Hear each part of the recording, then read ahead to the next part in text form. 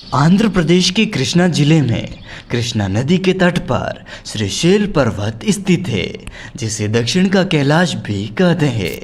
इसी पर्वत पर स्थित है भगवान शिव के 12 ज्योतिर्लिंगों में से एक श्री मल्लिकार्जुन ज्योतिर्लिंग।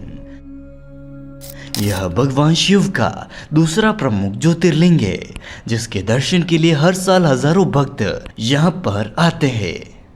महाभारत और अनेक धर्म ग्रंथों में श्रीशैल पर्वत और श्री मल्लिकार्जुन ज्योतिर्लिंग की महिमा बताई गई है। तो आइए आपको इस मंदिर की पूरी कथा, दर्शन का सही समय और यहाँ तक आप कैसे पहुँच सकते हैं, इसकी पूरी जानकारी देते हैं। साथ ही इस मंदिर के अंदर स्थित श्री मल्लिकार्जुन ज्योतिर्लिंग के दर्शन भी आपको करवाएंगे। तो आप इस वीडियो को पूरा जरूर देखिएगा। चैनल को सब्सक्राइब कर नोटिफिकेशन बेल को जरूर दबाएं। नमस्कार दोस्तों, स्वागत है आप सभी का D2 फैक्ट यूट्यूब चैनल पर। दोस्तों, श्री मल्लिकार्जुन ज्योतिर्लिंग की 2 कथाएं प्रचलित है, जिसमें से पौराणिक कथा यह है कि एक बार भगवान शिव और माता पार्वती के पुत्र कार्तिकेय और गणेश जी विवाह के लिए आपस में झगड़ने लगे। कार्तिकेय का कहना था कि वे बड़े हैं, इसलिए उनका विवाह पहले होना चाहिए, परंतु श्री गणेश अपना विवाह पहले कराना चाहते थे। इस झगड़े पर फैसला देने के लिए दोनों भाई अपने माता पिता यानी भगवान शंकर और माता पार्वती के पास पहुंचे। उन्होंने इस समस्या का हल निकाला और कहा कि तुम दोनों में से जो कोई भी इस पृथ्वी की परिक्रमा करके पहले यहाँ पर आ जाएगा, उसी का विवाह पहले होगा। शर्त सुनते ही कार्तिकेय जी पृथ्वी की परिक्रमा करने के लिए दौड़ पड़े। उनका वाहन मोर है, तो बहुत ही तेजी से उन्होंने पृथ्वी की परिक्रमा करना शुरू कर दिया। लेकिन इधर श्री गणेश जी और उनका वाहन चूहा दोनों एक दूसरे को देखने लगे। गणेश जी के सामने भारी समस्या थी कि आखिर वो इतना तेज कैसे चल पाएंगे। श्री गणेश जी शरीर से जरूर स्थूल है, किंतु वे बुद्धि के सागर है। उन्होंने कुछ सोच विचार किया और अपनी माता पार्वती और पिता महादेव से एक आसन पर बैठने का आग्रह किया। उन दोनों के आसन पर बैठ जाने के बाद श्री गणेश ने उनकी 7 परिक्रमा की और फिर विधिवत पूजन किया। इस प्रकार श्री गणेश जी माता पिता की परिक्रमा करके पृथ्वी की परिक्रमा करने से प्राप्त होने वाले फल की प्राप्ति के अधिकारी बन गए।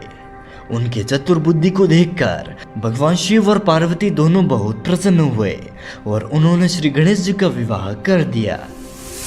लेकिन जिस समय कार्तिकेय संपूर्ण पृथ्वी की परिक्रमा करके वापस आए, उस समय तक श्री गणेश जी का विवाह विश्वरूप प्रजापति की पुत्रियों सिद्धि और बुद्धि के साथ हो चुका था। इतना ही नहीं, श्री गणेश जी को उनकी सिद्धि नामक पत्नी से क्षेम तथा बुद्धि नामक पत्नी से लाभ, ये 2 पुत्र रत्न भी प्राप्त हुए। देवर्षि नारद ने स्वामी कार्तिकेय को यह सारा वृत्तांत सुनाया। श्री गणेश जी का विवाह और उनके पुत्र लाभ का समाचार सुनकर स्वामी कार्तिकेय बड़े ही दुखी हुए।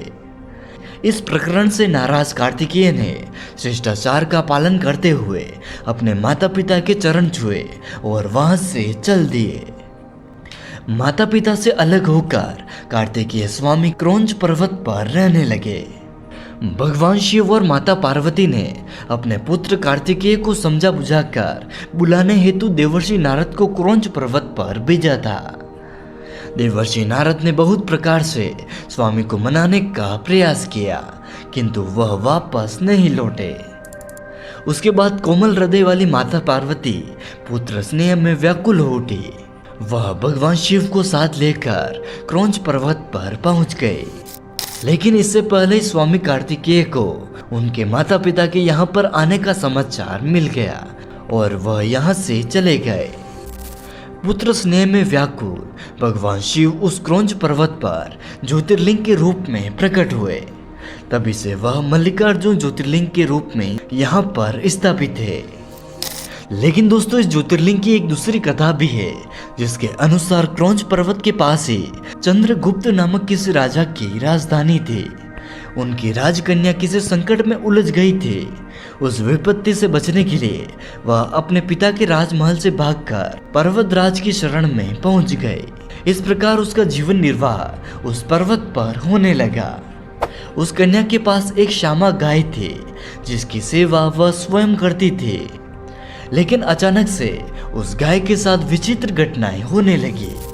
कोई व्यक्ति छिपकर प्रतिदिन उस श्यामा का दूध निकाल लेता था। एक दिन उस कन्या ने चोर का पता लगाने के लिए उस गाय पर नजर रखी और उस कन्या ने चोर को श्यामा का दूध दुहते हुए देख लिया। तब वह क्रोध में आग बबूला होकर उसको मारने के लिए दौड़ पड़ी। जब वह कन्या उस गाय के समीप पहुंची तो उसके आश्चर्य का ठिकाना नहीं था, क्योंकि वहां पर उसे एक शिवलिंग के अतिरिक्त कुछ भी नहीं दिखाई दिया। आगे चलकर उस राजकुमारी ने ही उस शिवलिंग के ऊपर एक सुंदर सा मंदिर बनवाया। आज भी वह प्राचीन शिवलिंग मल्लिकार्जुन ज्योतिर्लिंग के नाम से प्रसिद्ध है।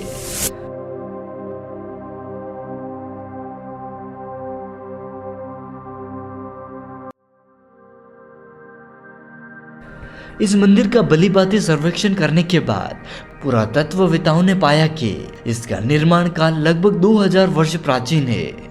आज से लगभग 500 वर्ष पूर्व श्री विजयनगर के महाराजा कृष्ण राय यहाँ पर पहुंचे थे।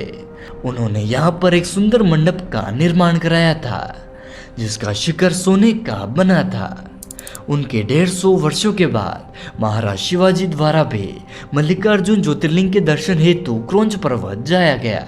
उन्होंने इस मंदिर से थोड़ी ही दूरी पर यात्रियों के लिए एक उत्तम धर्मशाला बनवाई थी। दोस्तों, इस मंदिर और ज्योतिर्लिंग के अलावा भी यहाँ कई अन्य तीर्थ स्थल और दर्शनीय स्थल है। मल्लिकार्जुन मंदिर के पीछे पार्वती मंदिर है। इन्हें मल्लिका देवी कहा जाता है।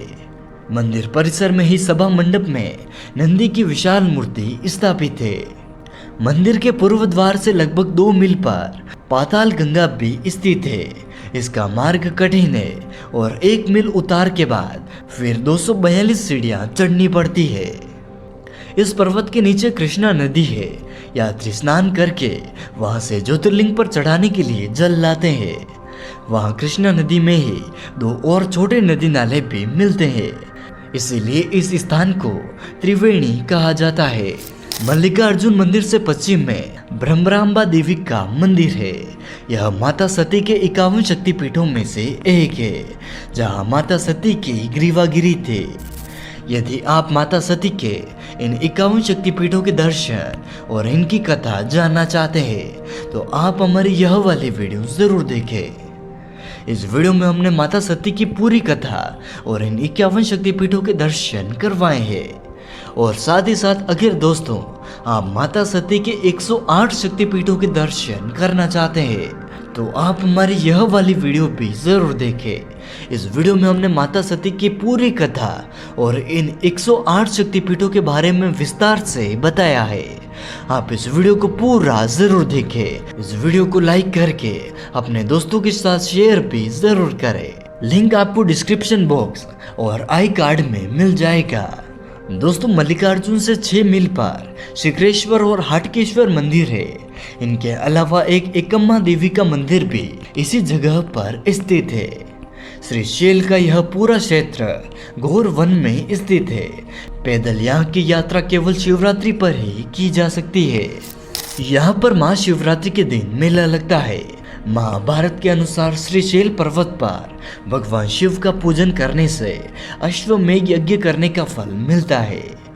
कुछ ग्रंथों में यहाँ तक लिखा गया है कि श्रीशैल के शिखर के दर्शन मात्र से ही दर्शकों के सभी प्रकार के दुख मिट जाते हैं और उन्हें अनंत सुखों की प्राप्ति होती है।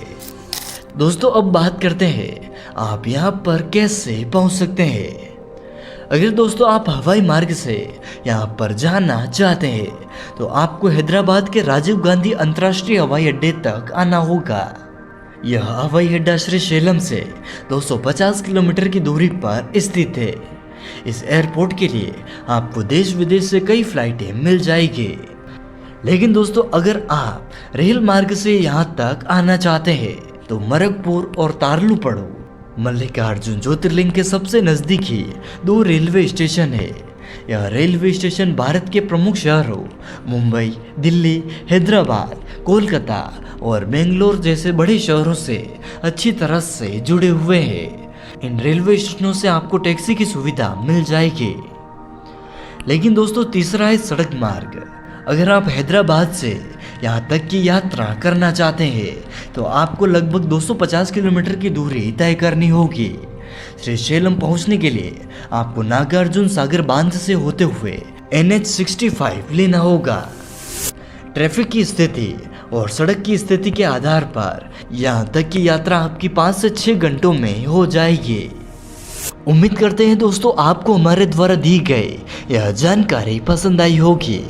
अगर आप भगवान शिव के 12 ज्योतिर्लिंगों के दर्शन और कथा सुनना चाहते हैं तो आप हमारी यह वाली वीडियो जरूर देखें। फिर मिलते हैं नए वीडियो के साथ। इस वीडियो को लाइक और शेयर करके चैनल को सब्सक्राइब जरूर करें। इस वीडियो के कमेंट बॉक्स में हर हर महादेव जरूर लिखें।